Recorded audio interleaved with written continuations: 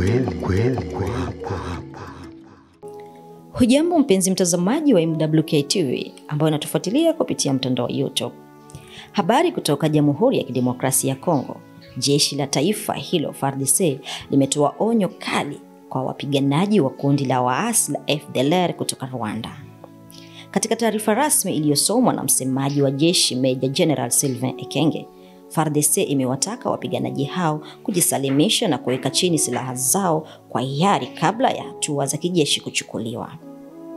Tunatoa wito kwa wapiganaji wa FDLR kukabidhi silaha kwa mamlaka ya DRC au MONUSCO.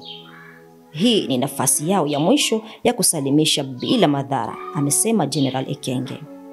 Tamko hili linakuja baada ya Rwanda na DRC Congo kutia saini makubaliano ya amani Juni 27 mwaka huu kwa asimamizi wa Marekani yakilenga kuwaondoa FDLR ndani ardhi ya Kongo.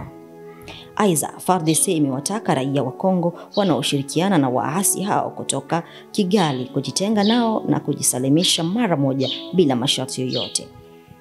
Endelea kufuatilia kurasa zetu kupata uhakika kwa taarifa zaidi juu ya hali ya usalama mashariki mwa Kongo. Mimi ni Lady Sapna Lamartine.